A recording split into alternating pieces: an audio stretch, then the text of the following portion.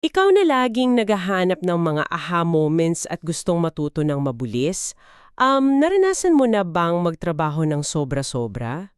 Yung ibubuhos mo lahat ng oras at resources mo sa isang proyekto pero sa huli parang napakaliit ng naging epekto? Yung tipong ginawa mo naman lahat ng nasa playbook, tapos inubos mo na yung energy mo? Oo, yun nga. Inubos mo na tapos parang walang malaking pagbabago sa komunidad o sa industriya mo. Kung pamilyar yung pakiramdam na yan, sakto itong malalimang pagtalakay natin ngayon para sa'yo. Mismo. At base sa dokumento natin ngayon na may titulong 015 from Parallel Efforts to Collective Impact, meron tayong napakalinaw na misyon dito. Gusto nating unawain kung bakit yung pinakamalaking hadlang sa tagumpay at totoong pagbabago, lalo na sa mga simbahan o mga malalaking organisasyon, ay hindi yung mga panlabas na kalaban. Hindi rin ito tungkol sa kakulangan mang pondo, di ba? Hindi eh. Ang totoong kalaban ay yung pagkawatak-watak sa loob mismo.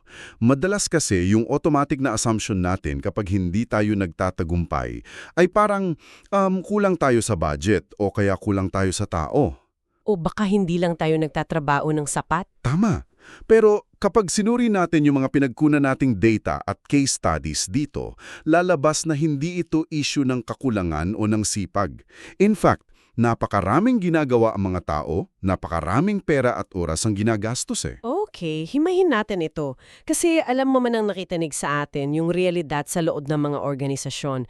Kung titignan mo yung kalendaryo ng isang typical na malaking grupo, punong-puno yan. Sobrang puno. May mga programa at mga outreach. Sari-saring inisyatibo bawat linggo. Sobrang abala ng lahat pero ang nagiging resulta ay hiwa-hiwalay at mababaw. Bakit ba tayo nauuwi sa ganitong sitwasyon? Nangyayari yan dahil madalas nating ipagkamali ang aktibidad bilang otoridad.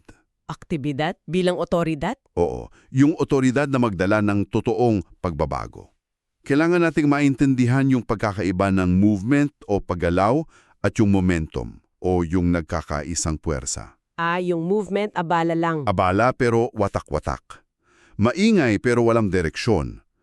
Ang momentum naman ay kapag yung mga hiwa-hiwala yung paggalaw na ito ay nagtagpo at tumahak sa iisang direksyon. Para sa mga tagapakinig natin na may karanasan sa pagmamanage ng mga tao, alam ninyo yung familiar na analogy ng bangka na binanggit doon sa teksto natin.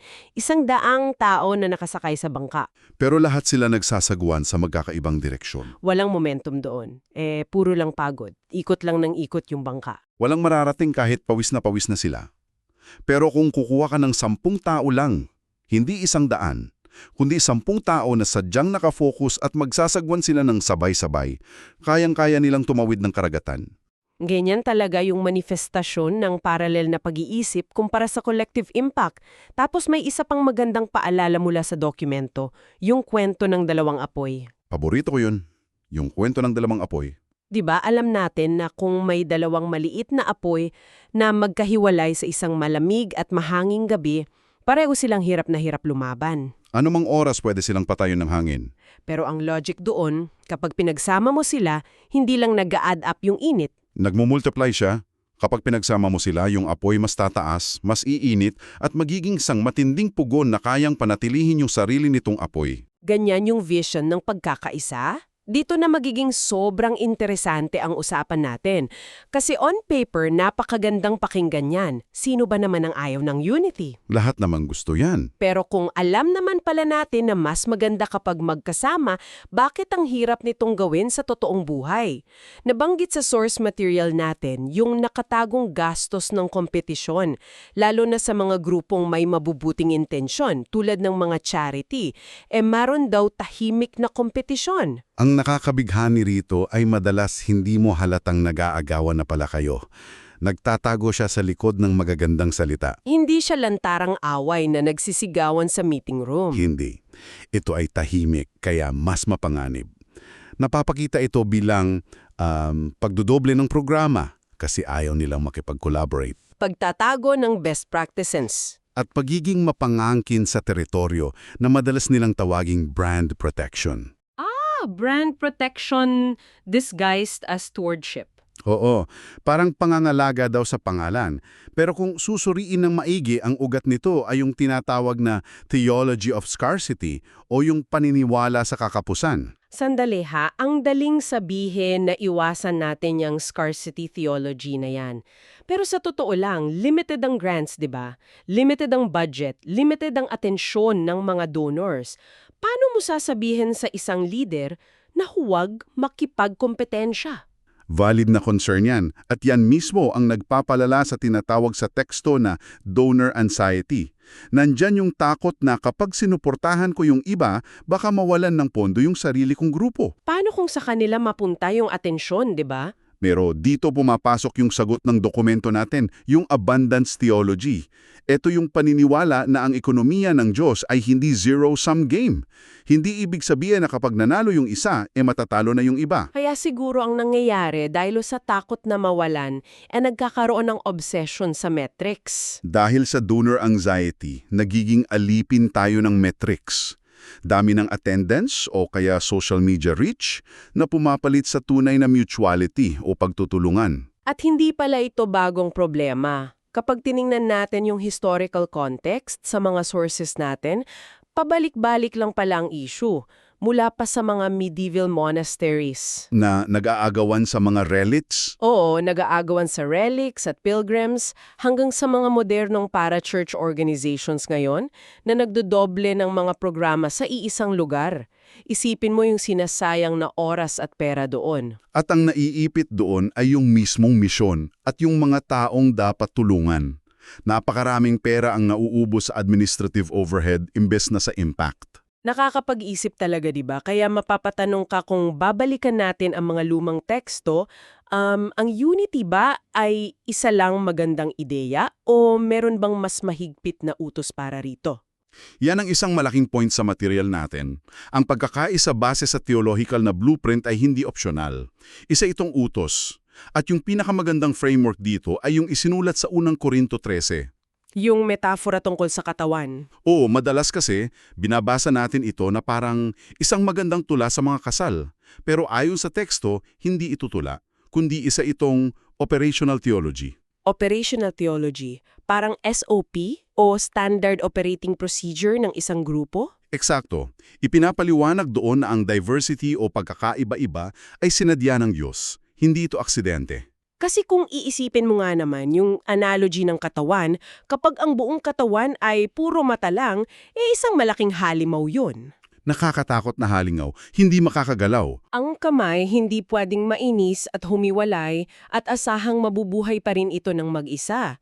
Kapag pinutol mo ang koneksyon mo sa mas malaking network, nawawalan ka ng silbi. At kung ikokonekta natin ito sa mas malaking larawan sa panalangin ni Jesus sa Juan 17, makikita natin yung mas malalim na dahilan. Ipinagdasal niya na maging isa ang mga tagasunod. Bakit? Upang maniwala ang mundo. Kaya ang pagkakaisa ay hindi lang para gumaan ang trabaho sa loob. Ito pala yung public sign o ebidensya para sa mga tao sa labas. Oo, kapag watak-watak nawawalan ng moral na kredibilidad yung buong mensahe. Isipin mo, ikaw na nakikinig sa atin ngayon, paano ka maniniwala sa isang grupo na nagtuturo ng pagkakasundo kung nakikita mo silang nag-aaway-away at nag-aagawan sa kapangyarihan? Walang maniniwala. Invalid ang mensahe mo kahit gaano pa kalaki ang budget mo. Kaya ano ang ibig sabihin ng lahat nito sa praktikal na aplikasyon? Dito napakaganda ng konsepto ng trust as spiritual capital. Tiwala bilang espiritual na puhunan. Mabagal itong buuin, tapos kailangan ng tapat na usapan. Pero napakabilis mawala. Gayunpaman, kapag may mataas na tiwala, ito yung nagpapabilis sa kolaborasyon. Bababa yung dobleng trabaho. Para mas ma-visualize ito ng ating tagapakinig, kailangan nating ikwento yung Metropolitan Case Study. Isa itong magandang halimbawa mula sa teksto natin. May isang siyudad, ang daming matitibay na simbahan. May nagpapakain, may medical missions, lahat na. Pero walang nagbabagong malaki sa komunidad. Mataas pa rin ang krimen. Para silang mga parallel tracks na hindi nagtatagpo. Ang nangyari doon kay nailangan ng mga pastor na mag-usap. Noong una, nandun yung matinding pagdududa na baka i-absorb sila ng mas malaking grupo. Normal na reaksyon yun. Pero itinuloy nila yung mga meeting. At nang magtiwala na sila ng buo sa isa't isa, gumawa sila ng napakatapang na hagbang. Huminto sila sa pagdodoble ng trabaho at piniling mag-specialize. Huminto sa pagdodoble? Ibig sabihin may mga simbahang nag-give up ng kanilang mga programa? Literal, na ipinasara nila yung ibang paboritong outreach nila para suportahan yung mas magaling ton. Yung unang simbahan, nakatutok na lang sa community development and housing. Ayun, sila na sa pabahay. Tapos yung pangalawa? Yung pangalawang simbahan, nakatutok sa leadership training. Sila yung nag-equip sa mga susunod na leader. Yung pangatlo, sa family services at adoption programs nila, ibinuhos ang lahat. Ang galing ng focus. At yung pangapat? Nakatutok sa evangelism at discipleship. Imbes na gumastos ang bawat isa para sa 4 na programa, ibinigay nila sa pinakamagalingang trabaho. At nakakabaliw yung resulta ayon sa dokumento natin. Bumaba talaga ang krimen, tumatag ang mga paaralan at yung pinakaastig, lumapit ang mga civic leaders at mayor sa kanila. Kasi nakita ng gobyerno na may isa silang nagkakaisang boses. Pinili ng mga lider ng ito yung siyudad kesa sa pansariling kasikatan ng pangalan nila. Iyan ang perpektong halimbawa ng collective impact. Pero syempre alam natin na hindi pwedeng puro good vibes at tiwala lang habang buhay. Tao tayo eh. Paano kung magka-problema? Naglalabas ito ng isang mahalagang tanong. Paano natin po protektahan ang pagkakaisa kapag may hidwaan na? Kailangan ng istruktura o scaffolding na parang plansa ng isang katedral. May 3 scaffolding na binanggit doon. Isa-isahin natin yan. Una, yung shared governance. Ibig sabihin, walang iisang taong bida. Tama, mga rotating na liderato para iwasan ang dominasyon ng isang tao o grupo. Pangalama, at ito yung kakaiba, gumagawa sila ng Memorandums of Spiritual Understanding. Paano ito na iba sa simpleng MOA o legal na kontrata? Ang legal na kontrata ay para protektahan ang sarili kapag nagkademandahan. Ang spiritual understanding ay kasunduan tungkol sa core values at pre-commitment sa kung paano reresolbahin ang away. Nilalatag na yung rules of engagement para hindi masira yung public credibility. At iyan ay nagdadala sa atin sa pangatlong istruktura, yung rhythms of repentance and reconciliation. Binanggit dito yung nangyari sa Jerusalem Council sa Gawa 15. Kailangan ng regular na check-ins, pag-amin ng pagkakamali at pamamagitan o mediation kapag masyado ng mataas ang tensyon. Ipinasok nila sa kultura nila ang pag-ayos ng hidwaan. Nakapag-practical, inalis nila yung pride. Oras na para i-summarize natin ang pinakamahalagang aral para sa ating learners. Ang pagkakaisa ay isang napakalakas na estratehiya. Sa anumang aspekto ng buhay mo, paano mo pinipili ang collective impact kesa sa isolated excellence? Anong isang partnership ang matagal mo nang iniiwasan dahil takot kang mawalan ng kontrol na pwede mo sanang simulan ngayon? Isipin mo kung anong magagawa ng apoy ninyo kung isasama mo sa iba. Ngunit bago tayo magpaalam, iiwanan ka namin ng isang nakakapukaw na kaisipan. Nakita natin kung paano nagdadala ng malaking pagbabago ang pagkakaisa ng maliliit na grupo. Ngunit isipin mo ito, kapag ang mga istruktura na itinatayo natin para magkaisa, tulad ng mga naglalakiang umbrella organizations o mega coalitions, ay naging masyadong malaki at burokratiko. Hindi kaya hindi sinasadyang binubuhay muli nito ang mismong mga silos at agawan sa kapangyarihan na una nitong sinubukang sirain. Posible ba ang palakihin ang pagkakaisa nang hindi nawawala ang personal na tiwala na naging pundasyon nito? Isang napakabigat na tanong na dapat mong pagnilayan habang iniangkop mo ang mga estratehiyang ito. Sana ay nabigyan ka namin ng maraming aha moments na magagamit mo.